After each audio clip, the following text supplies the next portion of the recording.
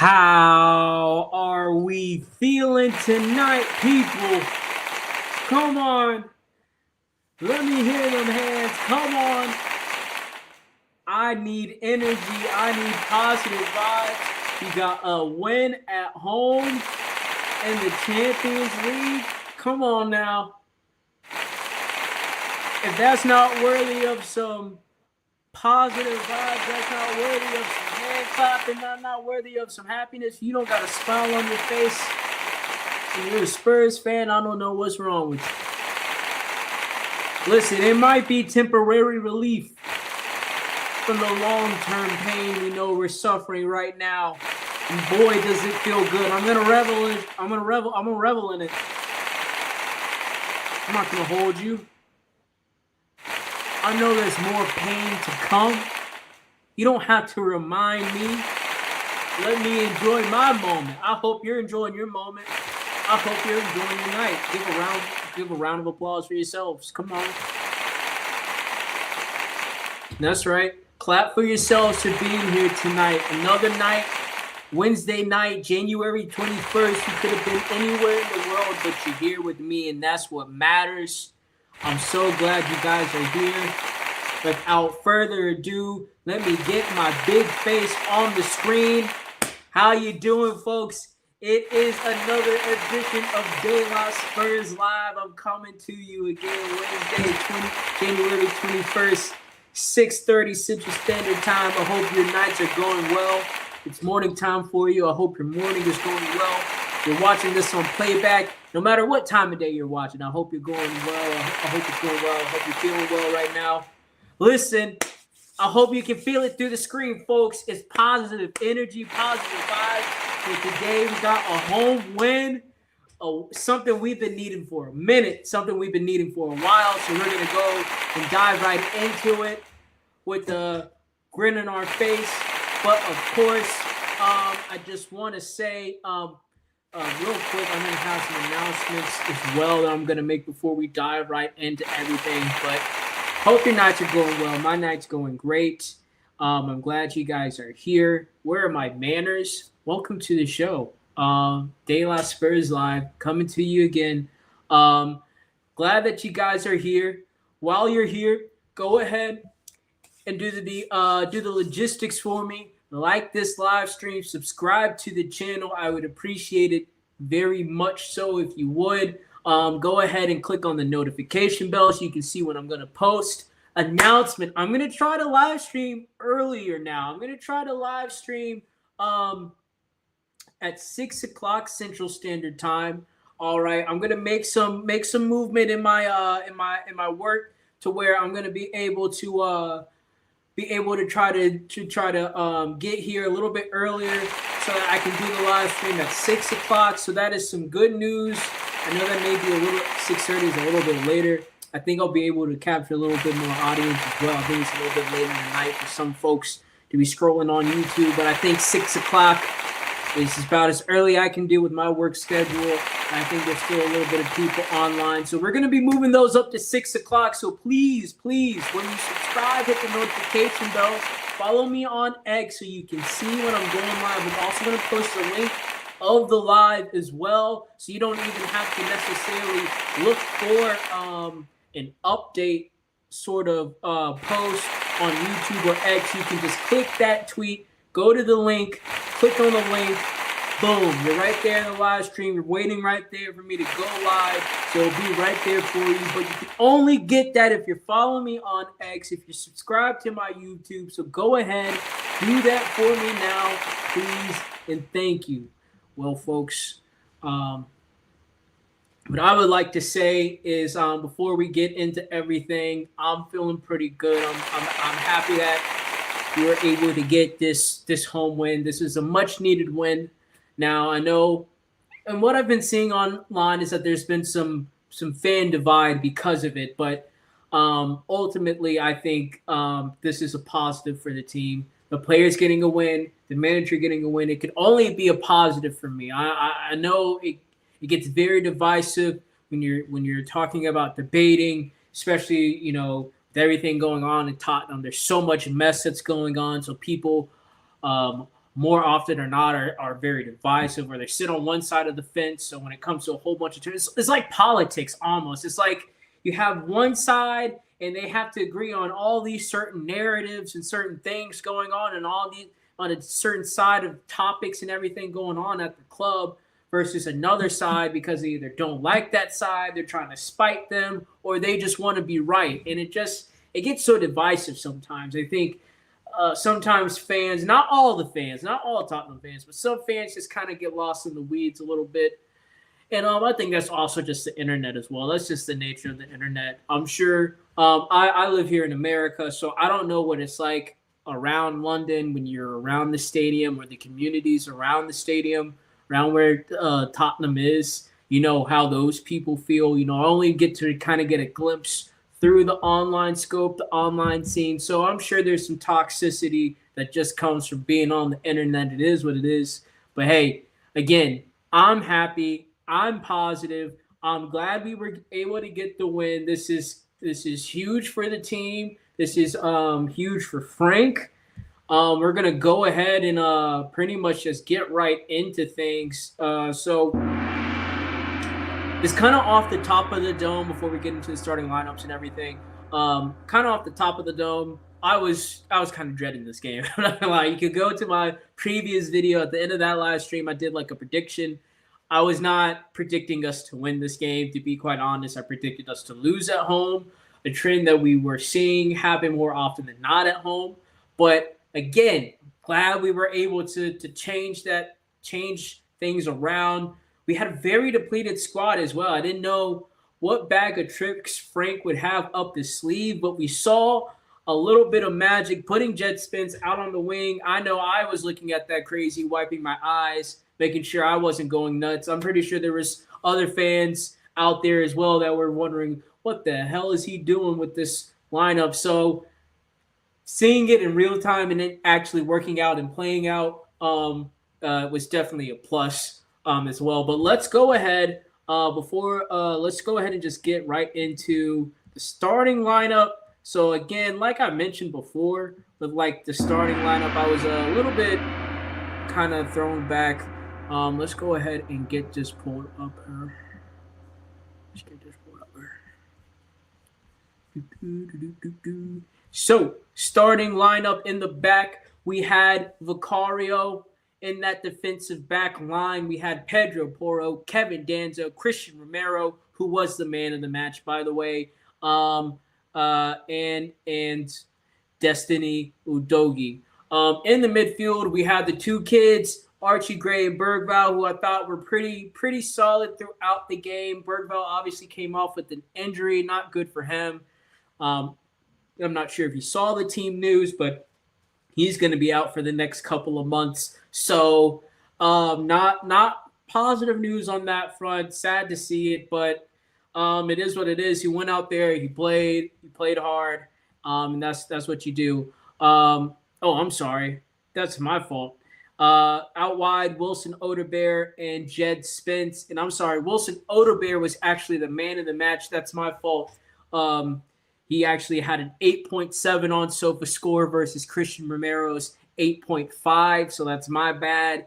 But Wilson Odebear out wide with the 2 assists. Jed Spence had a fantastic game. I think shocked and surprised a lot of fans playing out there on the left wing and looking pretty comfortable while doing it. I'm not even going to hold you. He looked pretty comfortable. Yes, he's not like this pacey winger that we're used to seeing out wide, but he was taking on his man, getting the best of his man, putting himself in those positions to score, or putting himself in those positions, getting the passes right. He was doing pretty good work. So can't be mad at him. I'm not sure if that's if that's a position he's played before in his career, but if this is like the first time he's done it in a major game, which is, I believe so, this is the first time he's ever done this in a major game, you got to give him props for stepping up on the stage and doing well.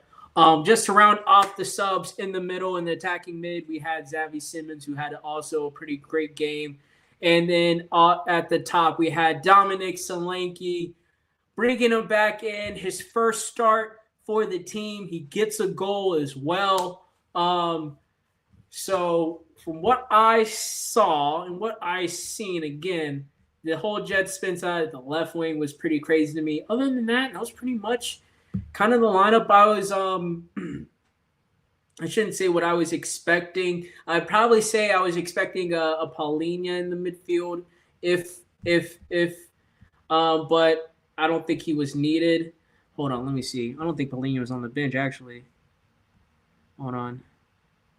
Yeah, he was injured anyway. So, yeah, I mean, as far as what we had available, this is what we had. So, I think for a lot of fans, they weren't expecting too much out of this starting lineup. It seemed like it was kind of more of we're just having to put out what we got.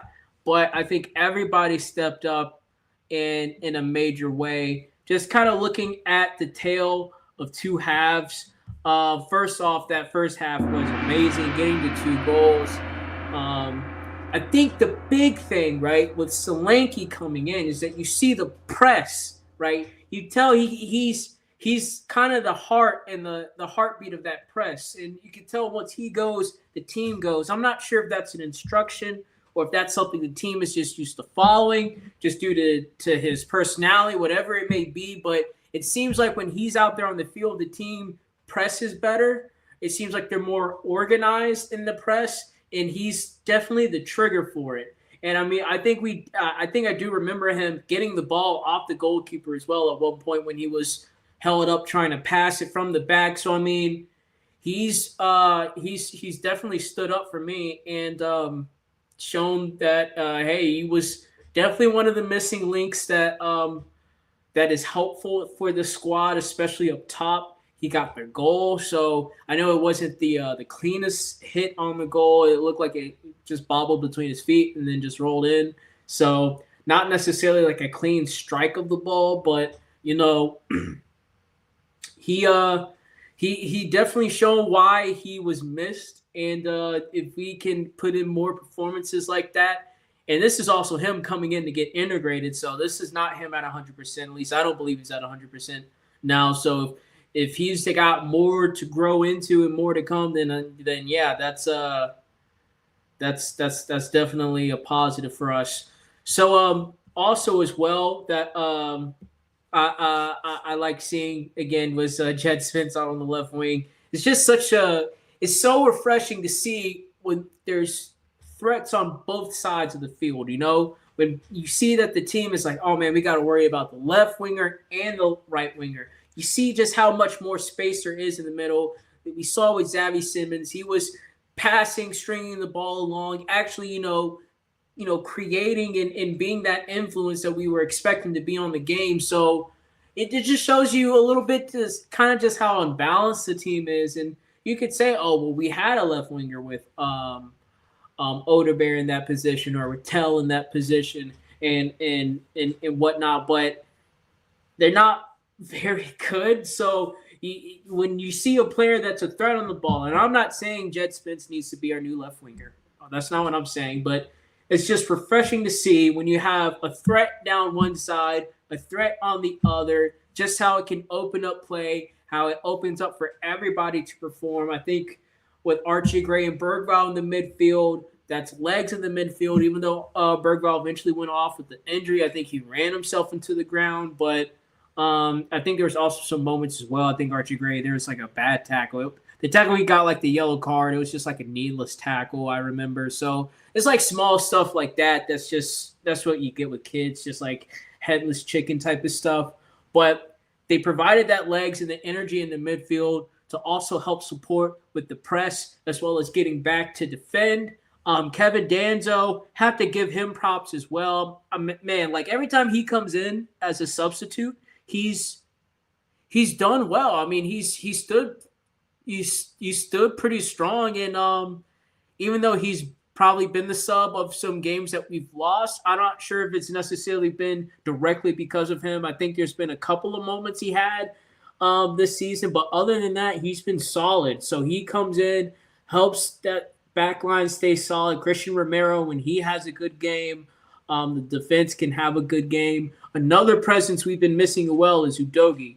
And we saw today not necessarily a stand up or stand out performance, but when he's having a solid performance, you can see it just kind of helps the team, the defense, and everybody kind of click and get into that rhythm. So listen, first half was great. Getting into the second half, we were up 2-0. They got Borussia Dortmund had the red card, right? So after that, I think it was kind of steady Eddie. Get the players off that we need off, put the players in, give the youngsters some time as well. So he got his, debut, got an academy debut as well. So just kind of steady Eddie for that second half. I think Borussia Dortmund got into the game a little bit more. They got their bearings in a little bit more, but I don't think there's really any opportunities throughout.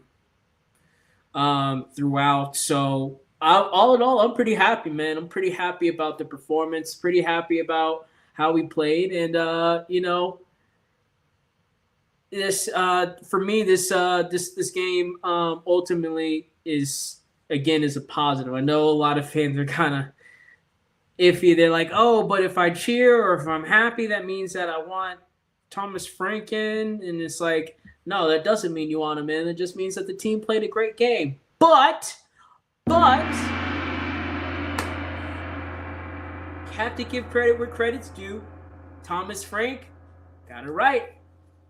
He got it right. That change out on the left wing. Listen, I'm not sure if that was him or his coaches or whatever, but listen, his name's on the sheet at the end of the day for the team sheet, so got to give it to him. Jet spins, putting him out on the left wing, right?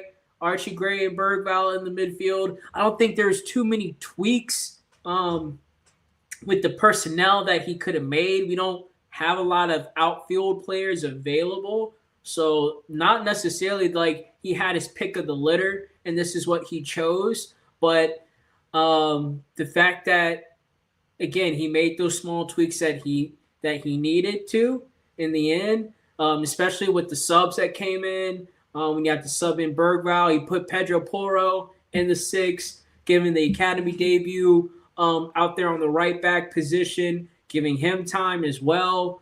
Yeah, man. Not much that I can complain about. To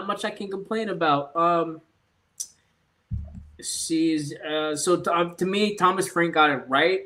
Have to give him credit. I think an interesting question from this is he going to keep this going and everything? But no, man. I think he did good.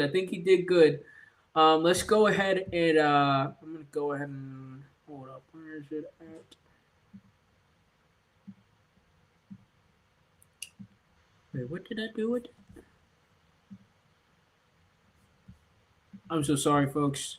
I had this.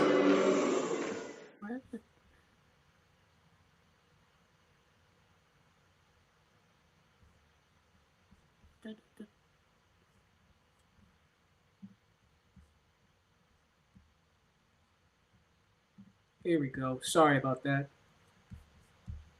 So, just to kind of talk about the interview, I brought this up here. There's a couple of spots in the interview. I usually do this. Just a couple of spots that I just wanted to highlight to see what he said.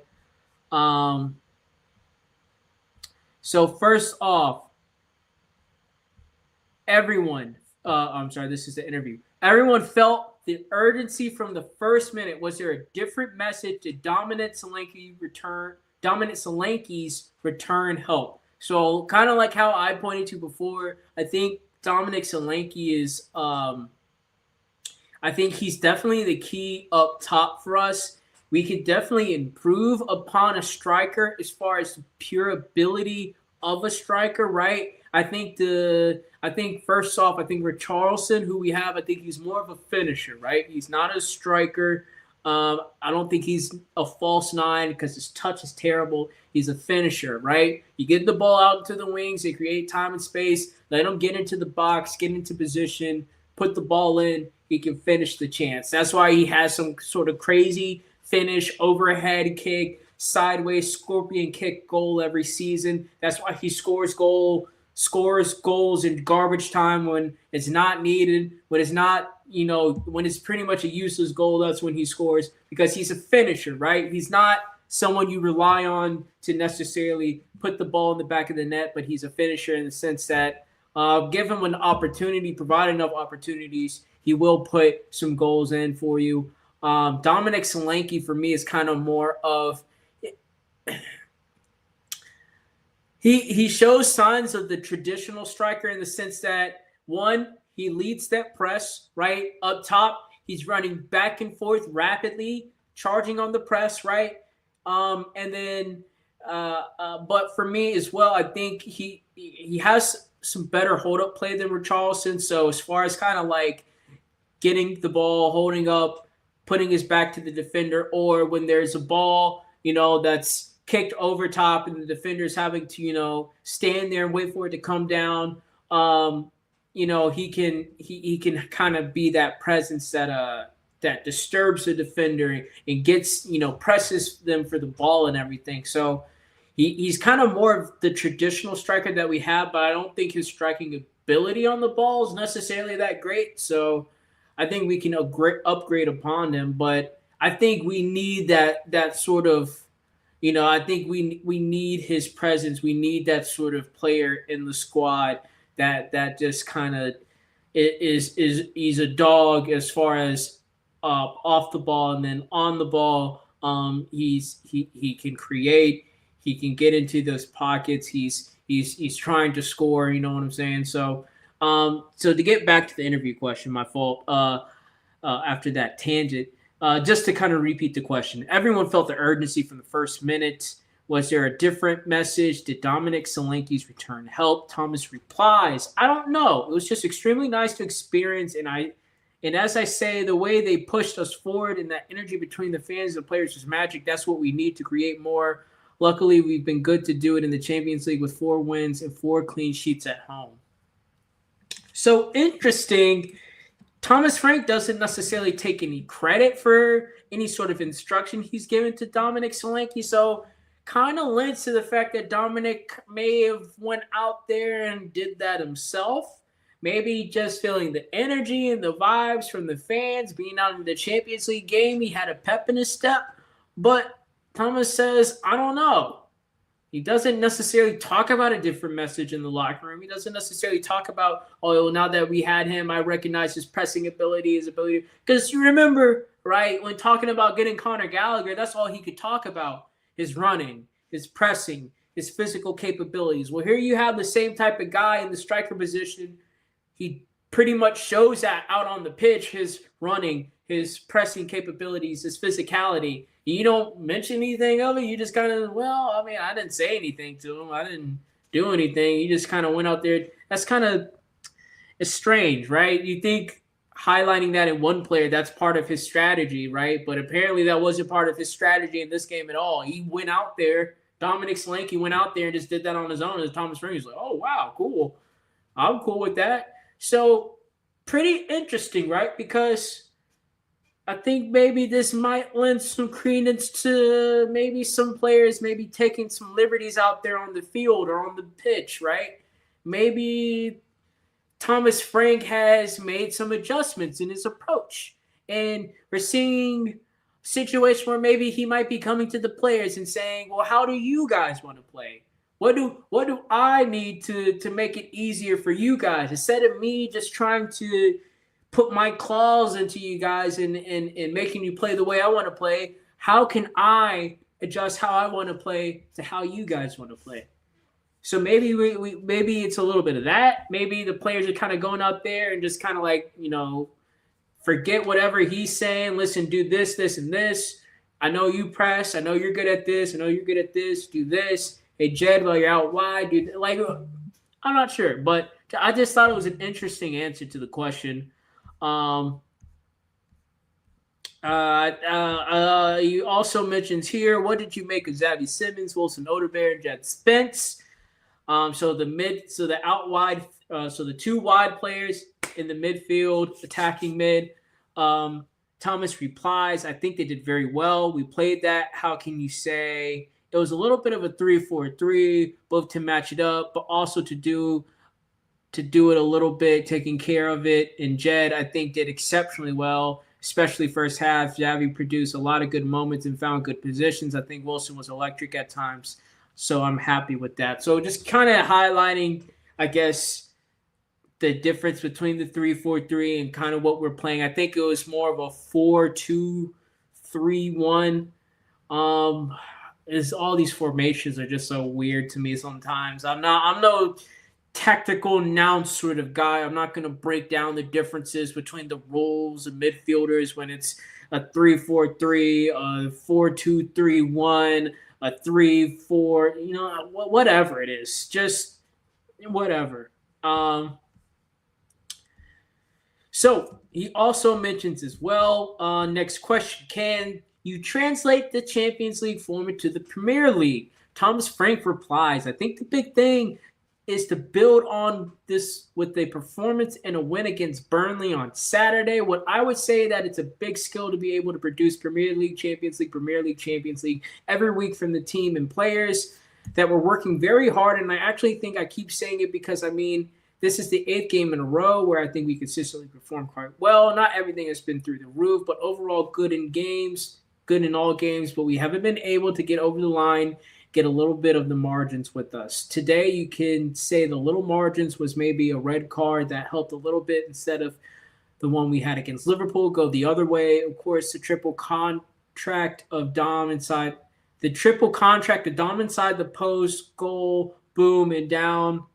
I guess that's supposed to be contact. It says contract on the website, but I think it's supposed to be contact. So, of course, the triple contact of Dom inside the post, goal, boom, and down, where we didn't get that against Sunderland, West Ham, and Bournemouth, where all three we should have won with the performance we put in. So we just need to do the same thing, keep believing, then we just know that all things will turn.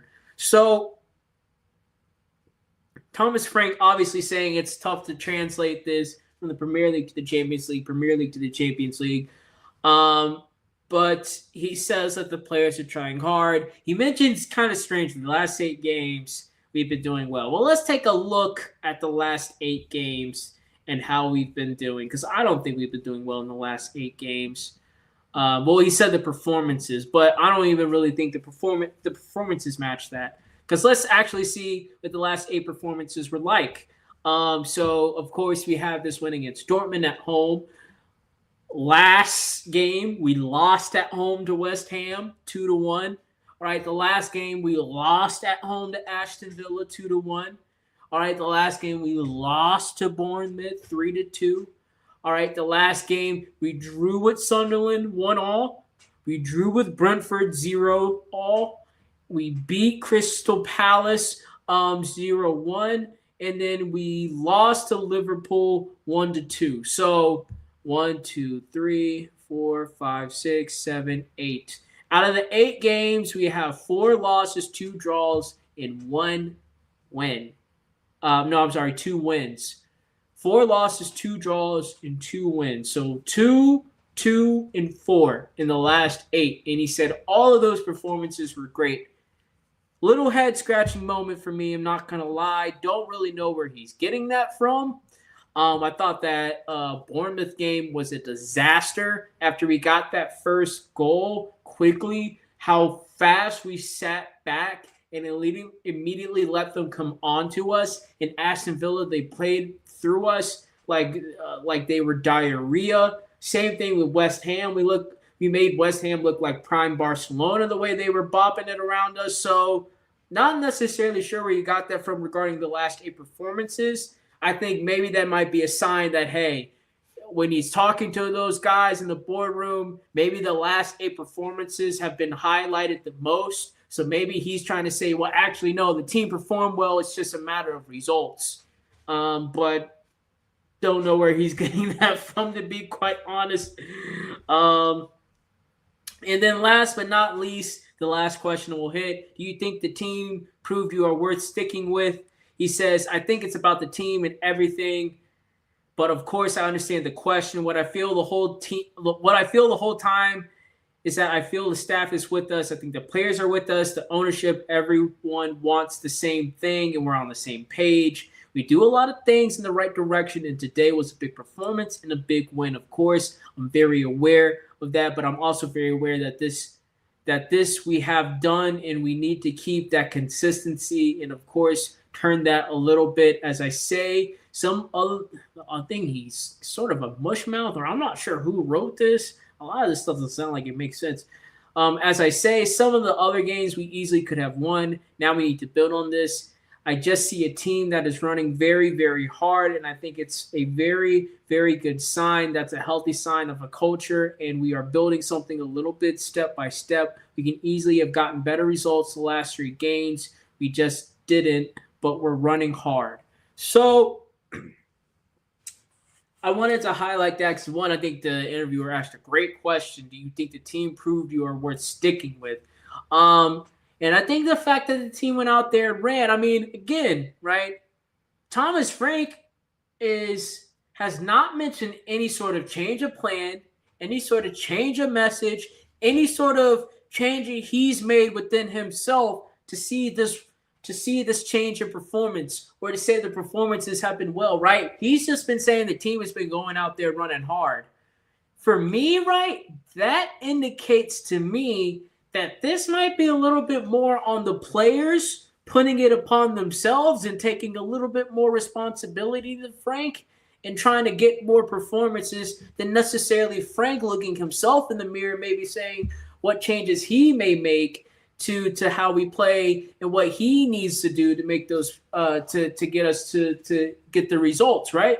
Because I think it's very interesting. I just think it's very interesting. He hasn't mentioned at all, like, oh, well, I did this. I made this change. I told the players to do this time. Well, the players told me this, so I did this change. Like, nothing about anything he's doing. He's just talking about the players running around, doing their thing, and he's saying everything's the status quo. Everything's going as planned. Well, we can see everything's not going as planned because we see a drastic change in the performances, and now we're seeing an actual positive result from those performances. I think there's a little bit of column A, a little bit of column B. I just find it very interesting, and that's why I wanted to bring up the post-match conference, right? I like to bring those up and kind of go through those just to kind of see what he's saying and try to draw from what he's getting at. Because I think, listen, as a fan, we only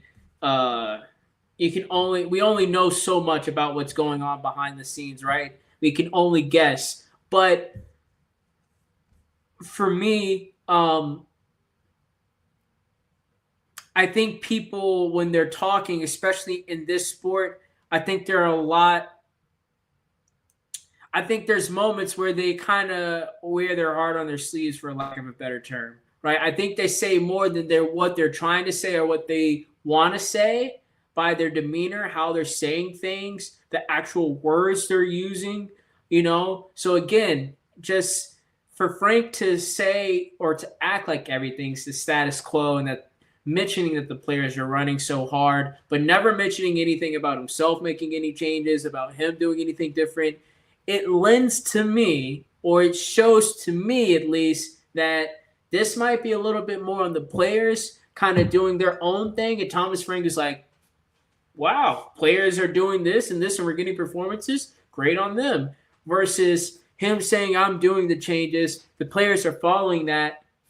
They're buying more into it because they're seeing that the changes I'm making are netting in positive performances, right? Maybe not the results, but the performances have been more positive. The players have been more up for it every game. And then today we got the win. So it's been something that's been progressing. We're building, and hopefully I'm allotted more time to build it more, right?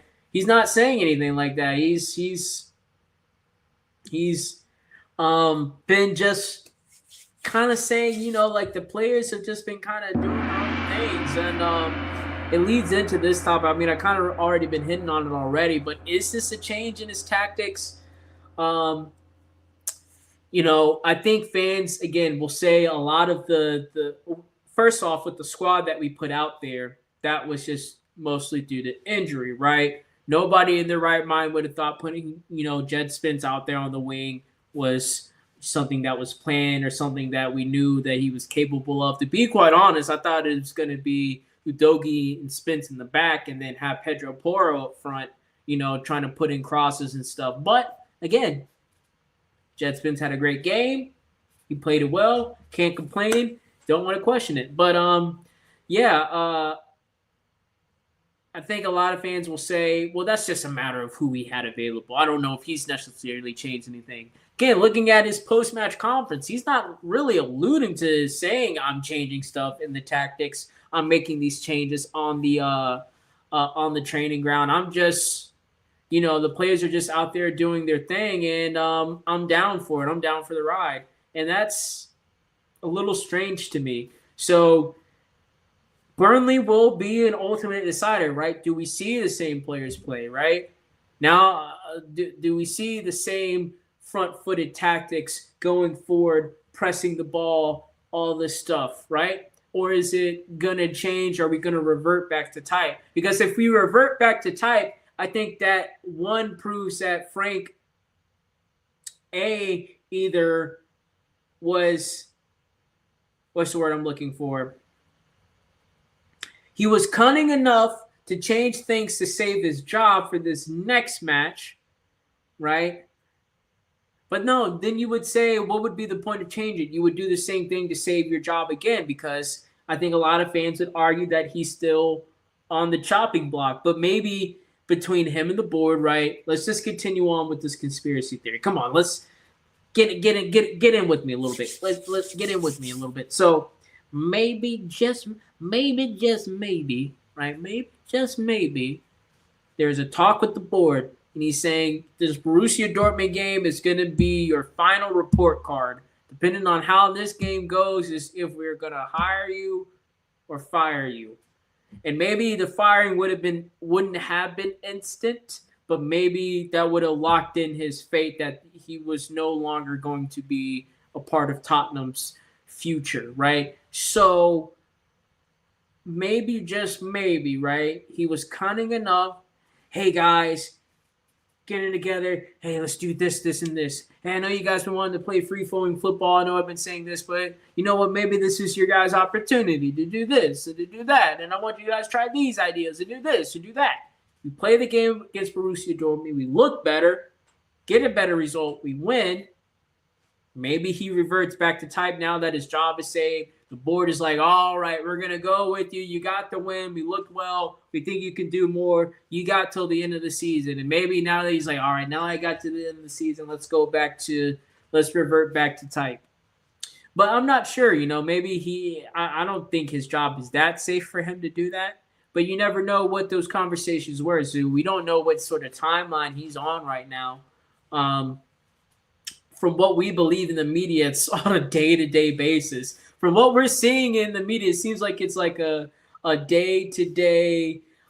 Is he going to be a part of the club today on this day? Are we going to fire him this day?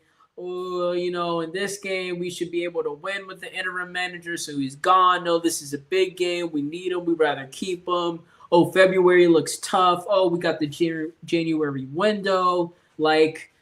It seems like it's so off and on and wishy-washy if we're going to keep him, if we're going to fire him, right? So don't really know what sort of timeline he's on.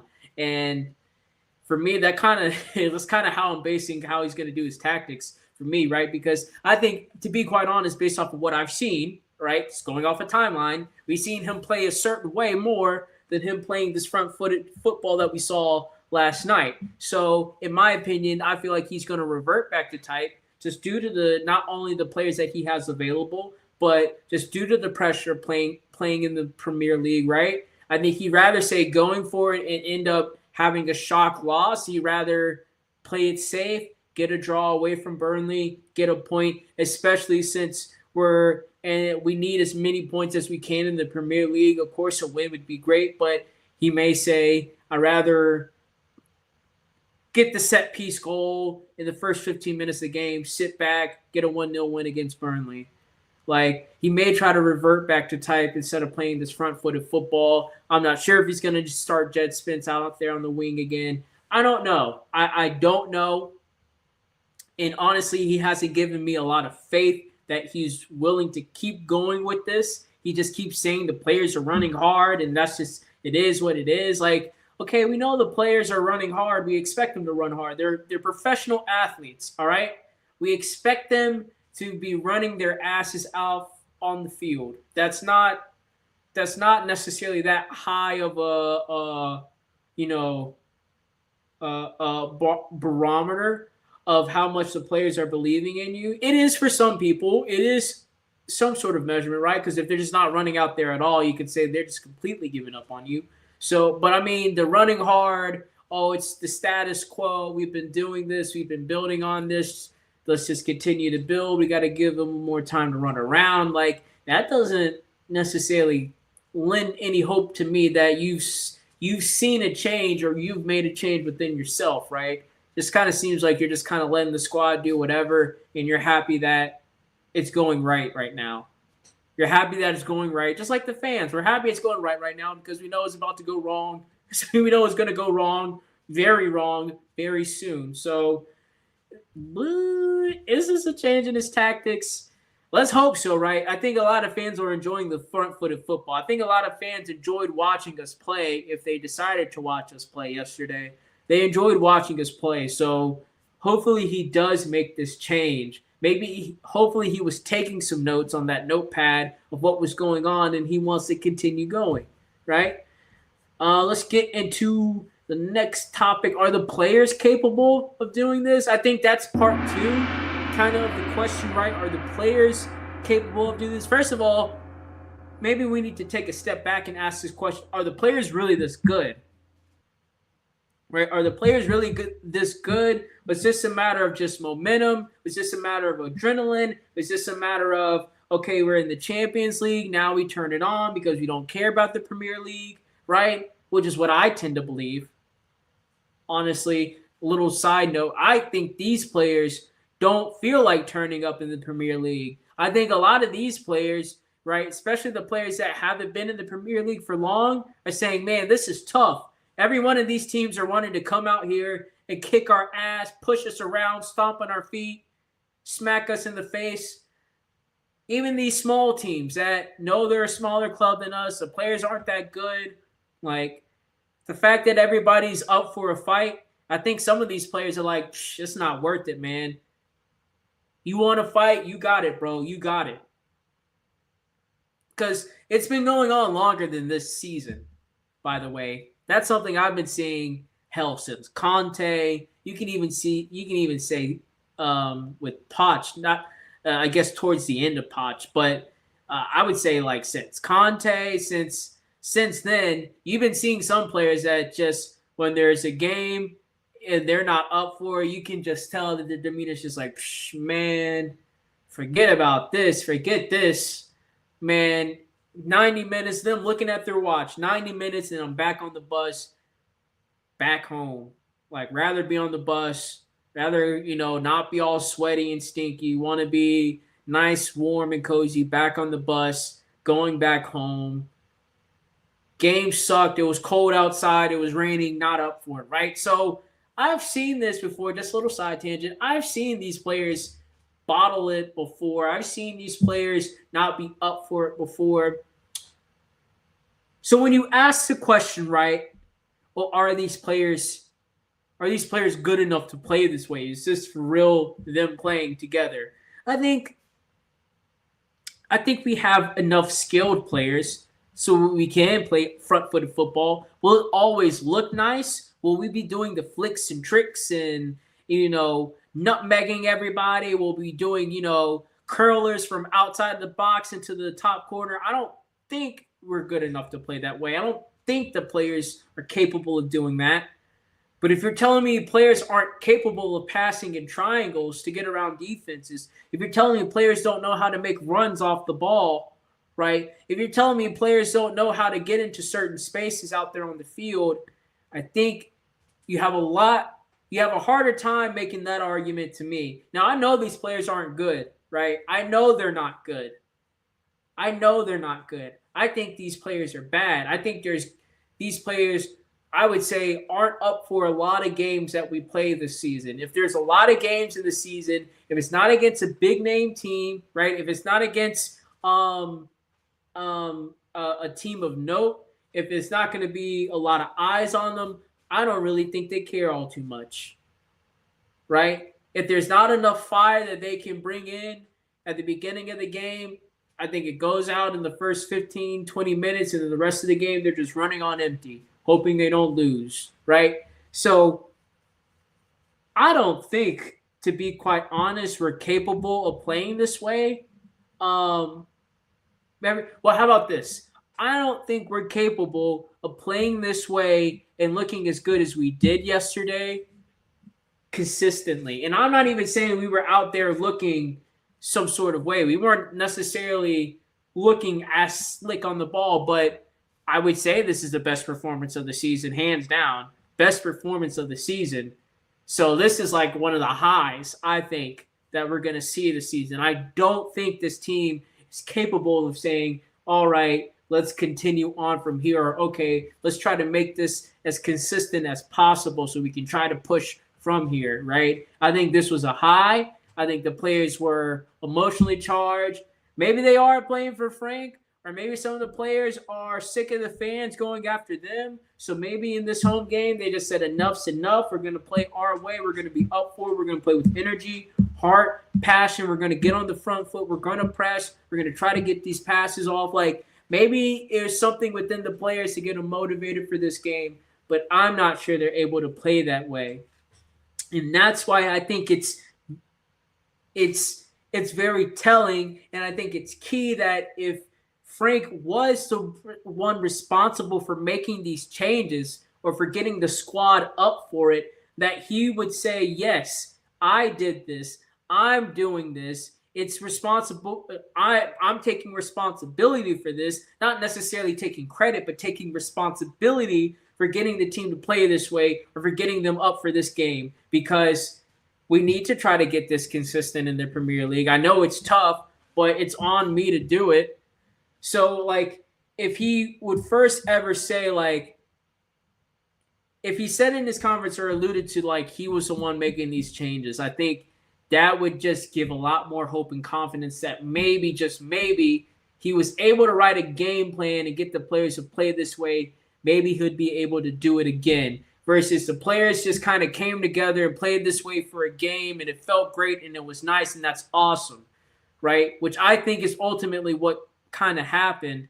So I'm not really expecting this to happen again. I'm not sure we can play this way anymore. I'm not sure Jed Spence is going to perform like that on the left wing again. I'm not sure Xavi's going to have another performance like that. I haven't seen enough out of this team, nor have I seen enough out of this manager to give me hope in seeing that again next season. So are the players capable of more? I don't really think so, no. I know that's a little bit negative. Sorry. Fans ain't gonna like it, but that's my opinion. I don't think we're capable of doing more. I think the players kind of got together, they got their heads together. I remember seeing at the end of the first half, right, they kind of got in a huddle together. And I think you can kind of tell that's just like the players are just like, that was good. We were doing our thing. That was good. Let's keep it up, right? I don't know if it's necessarily them. Oh man, Frank's tactics were, man, he's spot on, man. Yeah, let's keep going for Frank. Like, I'm not sure they were necessarily saying that in that huddle. I think they got in that huddle because they're like, yes, our plan of, necessarily being individuals coming together to play in this game is working. Let's stick with it. Let's keep it together, right? Keep calm, keep composure, keep it together, and that's exactly what they did. And for some, that might be a positive, right? Players putting responsibility, accountability on themselves. That's, I think, something that has been missing with the squad. So the fact that we are seeing it is refreshing. It's nice. But I want to see that every game. Every game, I want to see that. I want to see us going 2-0 up against Burnley and doing the same thing. I want to see us going 2-0 up against Aston Villa and doing the same thing. I want to see us doing that at the end of the half against Arsenal, regardless of what the score is. I want to see us locked in. I want to see us doing that. It's refreshing. It's nice. But I don't think it's anything that is something we could say can be – I don't have enough hope that it's something that will be consistent. So if you do have hope, I mean, that's great. I think that's awesome for you. But for me, nah, don't think so. Don't think Frank is capable of managing another game like that. I don't have hope that the players are going to be able to play another game like that. So, what is entail next for Burnley? We go away to Burnley, so this is going to be a away game. Surprisingly enough, we have some pretty good form away, so maybe not as nervous as you would be, right? Especially with that performance we put together at home. Will we do that away against Burnley? Listen, I'm gonna be sick to my stomach if we're sitting here under the cosh against Burnley, right? If Burnley's in our end and they're pressing us, right, and they got the ball and they're just swinging it around in our end, trying to find an opening, I'm gonna be sick to my stomach, right? We've already done this against West Ham. There's no way we can do this against Burnley, all right? I would just be sick to my stomach if that's what happened. So I really hope this is not some game where Frank bottles it and turns into his turtle self, gets into a shell, and we sit back against this Burnley team. We need to go after this Burnley team. We need to take this momentum. We need to carry it into the next game. Yes, we may have some players that are playing that weren't a part of that Champions League game, but God damn it, if you weren't watching and if you didn't get motivated by that to bring your A game onto the next game, then I'm not sure what's wrong with you. And to be quite honest, if it was me, there'd be some issues with that. I had some major issues with that.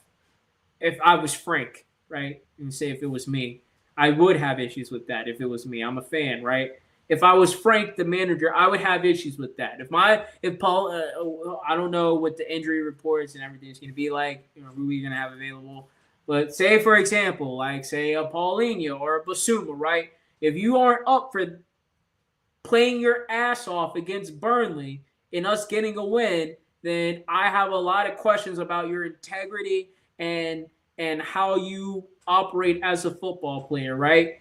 We got to be up for it. I don't care about what sort of motivational speech he has to do. I don't care if he has to punch a wall, kick down a door, if he's got to bite his arm, bite somebody else's arm, he's got to pull his hair out, if he's got to scream, cry, pray. I don't know what he's got to do, but whatever he's got to do, he's got to get that same team to perform the same way in this game. He's got to get that form to be consistent if A, he wants to save his job, and then B, if there's any sort of semblance of us to get something out of the season other than just finishing higher than 17th, right? Which still think if we finish 10th, it'll be pretty good, right? I still think that's pretty good for where we're doing. But again, if we're not playing like how we're playing, we're not going to get to 10th. We're not going to get to 10th. If we're playing how we're playing in the last 8 games or getting the same results as well, we're not going to get to 10th. We're not getting to 10th. So we got to play this way just, in my mind, right, we got to play this way just to try to get back into the top 10. And then once we're back into the top 10 and we're still playing that way, then maybe, just depending on how many games you got left, maybe you can talk about Europe. Maybe you could talk about Europe. But that's out of the question. So we're back into the top 10 comfortably. I think we need to be in the top 10 and we need to be playing how we played against Borussia Dortmund every game, regardless. And I'm not saying it has to, like I said, it doesn't have to look as good, but the passing patterns, the intent from the press, defending, going after the goal. I know we were spamming a lot of crosses, so it's not necessarily different in like attacking patterns, but like still like attacking patterns, like set pieces, still doing well in the set pieces, still getting those goals, creating threats, creating opportunities, right? We got to be doing that consistently. And then if we can put some results together, get ourselves back in the top 10 and say, we're 3 or 4 points clear in the top 10 from 11th, then I would say, depending on how many games you got left, how many points you have into the European positions, then we could say, is there a push for Europe? But the next test is Burnley, man. The next test is Burnley. And Burnley, And we're gonna pull up their season real quick. But now Burnley, they're in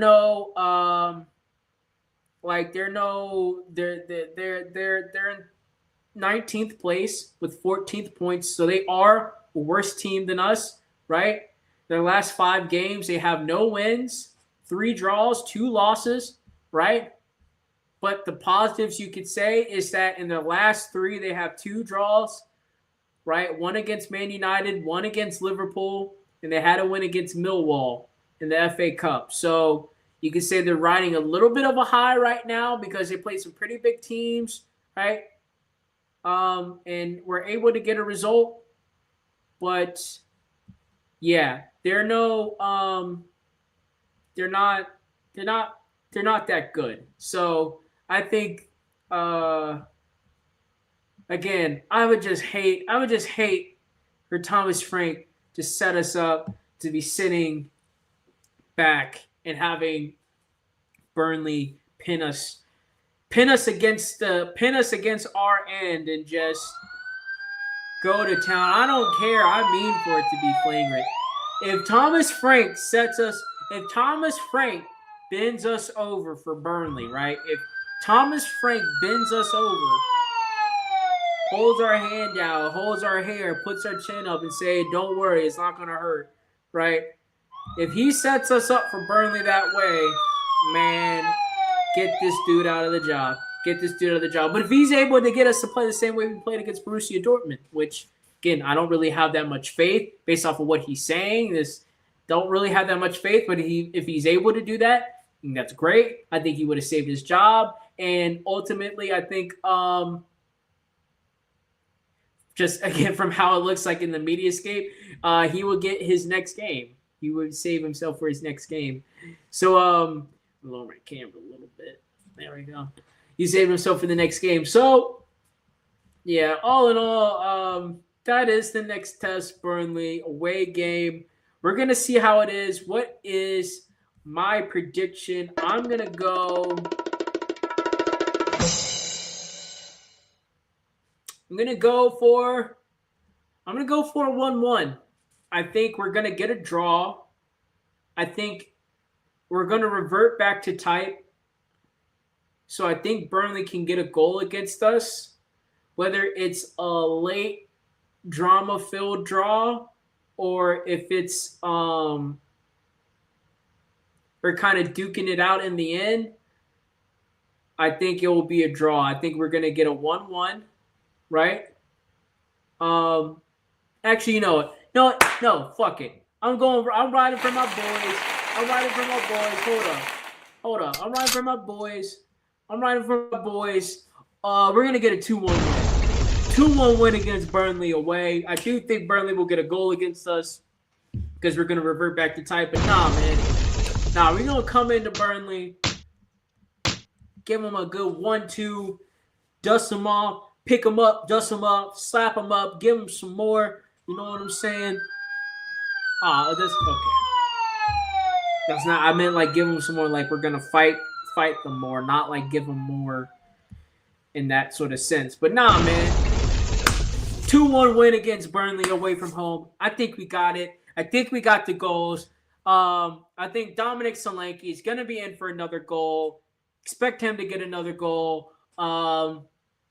Depending on who starts, if Xavi gets to start, I think he'll have a quieter game, but I think Solanke's going to get a goal. I think Solanke's going to be the standout. We'll probably get another goal from a set piece, similar to what Borussia Dortmund was. I think similar goal contributions from the same people as well. So, yeah, man. I think that's my prediction for Burnley at Tottenham. We'll see. But yeah, guys, great show tonight. Great energy. I love it. I like this winning stuff. I haven't been doing it a lot. I don't know what this winning stuff is. I haven't experienced this a lot, but I like it.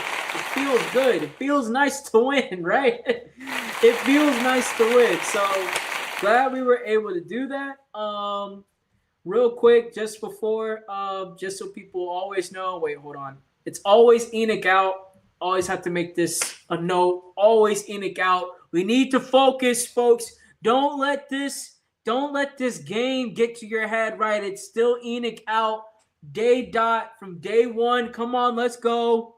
From the beginning of the season, it's Enoch out, Levy out, Enoch out, Levy out. We got Levy out. Now it's time to get Enoch out, right? We're still in the January window, by the way. Don't let this game get to your head. We still need more reinforcements on the left wing. We still probably need another attacker. We probably need another person at the back. So we still need reinforcements. Don't let this stuff get to your head, folks.